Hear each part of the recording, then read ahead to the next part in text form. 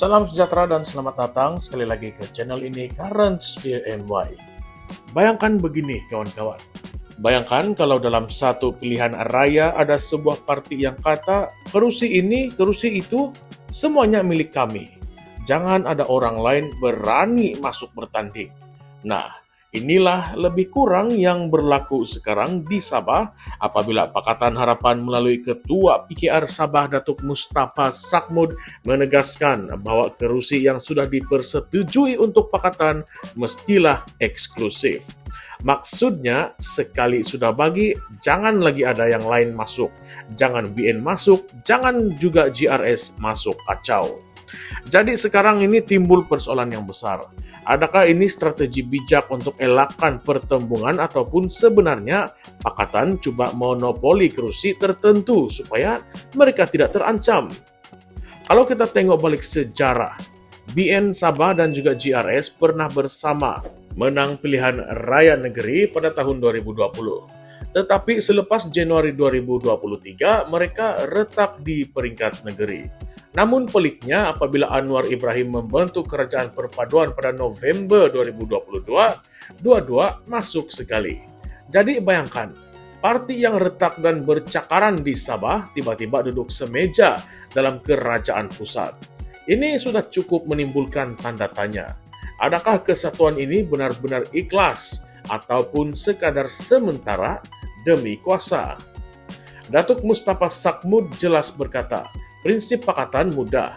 Kerusi yang sudah dibahagi untuk PH, BN tidak boleh kacau. GRS pun tidak boleh masuk.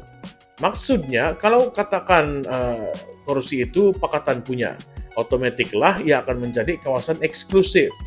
Sedangkan pada masa yang sama, BN Sabah difahamkan mahu 40 sehingga 44 kerusi daripada jumlah keseluruhan 73 kerusi DUN Sabah. Tinggal lebihan itu untuk Pakatan. Tetapi sampai sekarang masih ada kerusi bertindih yang menjadi rebutan. Contohnya kerusi Gumgum dan juga Sindumin. Gumgum sudah sah milik BN, tetapi Sindumin menjadi rebutan karena UMNO mahu, tetapi PKR juga mengintai peluang. Lebih-lebih lagi ada calon yang dikaitkan dengan anak bekas ketua menteri. Belum habis lagi. Bila kita masuk bab rundingan dengan GRS, masalah makin rumit. GRS kata mereka sanggup bagi 18 kerusi kepada Pakatan, tetapi Pakatan Harapan mahukan 23 kerusi. Dalam PKR sendiri mereka minta sekurang-kurangnya 13 kerusi. Jadi kamu nampakkah? Sebelum pun sampai pilihan raya, sudah ada tarik tali kerusi yang cukup panas. Satu pihak mau lebih, satu pihak rasa sudah bagi cukup. Kalaulah ini diteruskan, tidakkah ini akan membuka ruang kepada parti lain seperti Warisan ataupun parti KDM untuk masuk meraih simpati pengundi? Sebab nampak jelas parti-parti besar ini asyik sibuk untuk berebut kuasa dan bukanlah berpikir masalah rakyat. Tetapi isu ini jadi lebih kontroversi apabila kita kaitkan dengan keadaan semasa di Sabah. Baru-baru ini, Sabah dilanda banjir besar. Netizen bising di media sosial sebab kerajaan pusat umumkan 10 juta ringgit sahaja untuk mangsa banjir Sabah. Sedangkan dalam masa yang sama mengumumkan 100 juta ringgit untuk Palestin. Ramai netizen berkata, macam mana ini? Rakyat sendiri pun tersepit, tetapi duit besar pergi ke negara luar. Mustafa Sakmud cuba menjawab isu ini dengan berkata krisis Gaza jauh lebih besar. Pembunuhan beramai-ramai, satu tragedi kemanusiaan global. Beliau berkata 10 juta ringgit itu hanyalah peruntukan awal. Nanti akan ada lagi selepas penilaian teknikal dibuat oleh agensi pusat dan juga negeri. Malah katanya Anwar sendiri turun padang di Sabah. Arahkan JKR buat penilaian segera. Siap bagi arahan untuk bypass procedure tender supaya projek baik pulih boleh dilaksanakan terus. Persoalannya, adakah rakyat Sabah yakin dengan janji-janji begini?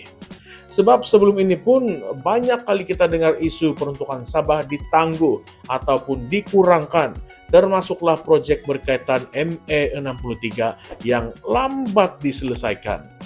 Jadi wajar juga kalau rakyat rasa mereka diketepikan. Malah dalam politik Sabah, isu seperti ini boleh dijadikan peluru oleh pihak lawan. Warisan misalnya, tidak lepaskan peluang. Mustafa Sakmud tuduh Warisan tidak sensitif karena mengadakan program politik yang siap mempersendakan Anwar Ibrahim dan Dr. Wan Azizah. Tapi kalau kita lihat dari sudut yang lain, adakah reaksi rakyat ini tanda kecewa yang semakin membuak? Dan Warisan hanya menggunakan kesempatan itu untuk menonjolkan diri sebagai suara rakyat Sabah. Nah, disinilah wujud persoalan yang paling panas. Adakah sebenarnya Pakatan Harapan terlalu yakin sehingga melakukan kerusi eksklusif ini tanpa campur tangan BN dan GRS? Bukankah ini ibarat menafikan demokrasi yang sepatutnya membenarkan pertandingan yang adil? Atau sebenarnya mereka takut kalau berlaku pertemuan, undi akan pecah, lalu memberi peluang kepada partai luar seperti Warisan ataupun Perikatan Nasional untuk menyapu bersih kerusi yang penting? Kalaulah begitu, tidakkah ini menunjukkan bahwa kerjasama dalam kerajaan perpaduan memang rapuh?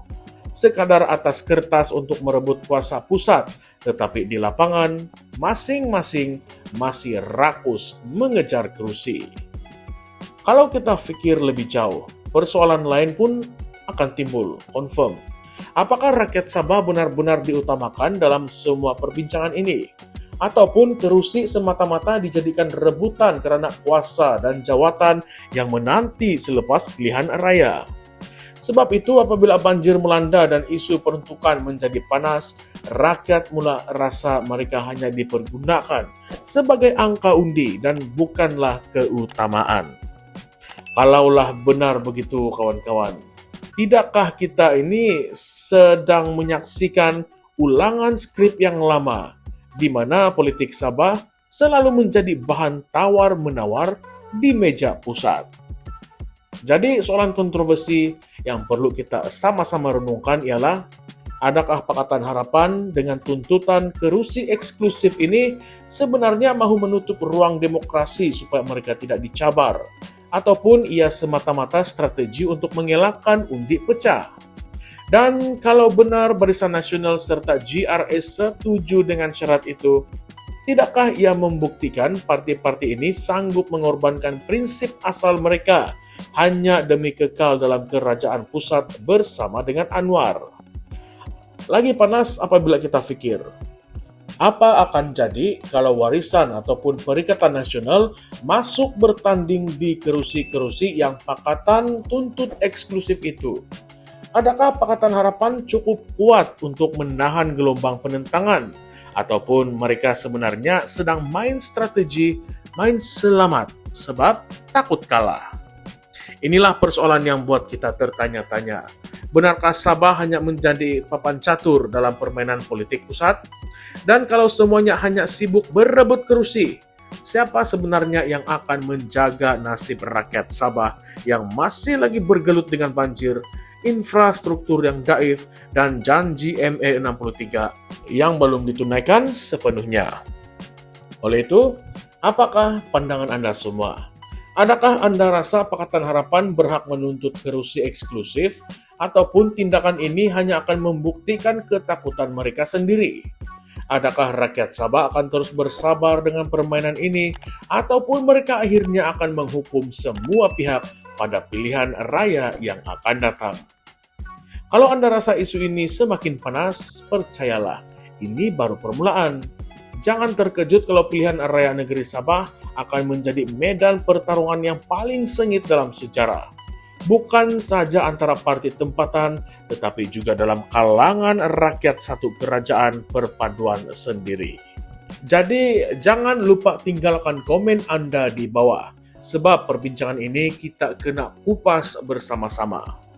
Dan sebelum kita tamatkan ulasan pada malam ini, ingat kawan-kawan, politik Sabah tidak pernah sunyi daripada kejutan. Hari ini mereka berkawan, esok lusa menjadi lawan. Hari ini mereka kata eksklusif, esok mungkin mereka terpaksa buka semula pintu rundingan. Jadi Anda jangan kemana-mana sebab saya yakin drama politik Sabah kali ini jauh lebih besar daripada apa yang kita bayangkan. Kalau Anda rasa konten ini membuka mata Anda, jangan lupa untuk tekan like, share, dan subscribe ke channel ini Currents VMY sebab di sini kita bongkar yang tersirat, bukan sekadar yang tersurat. Ini baru satu bab. Banyak lagi kontroversi menanti Anda untuk kita ulas, untuk kita bedah bersama-sama. Baiklah kawan-kawan, salam sejahtera semua, salam perjuangan dan salam reformasi. Sekian sahaja, terima kasih semua.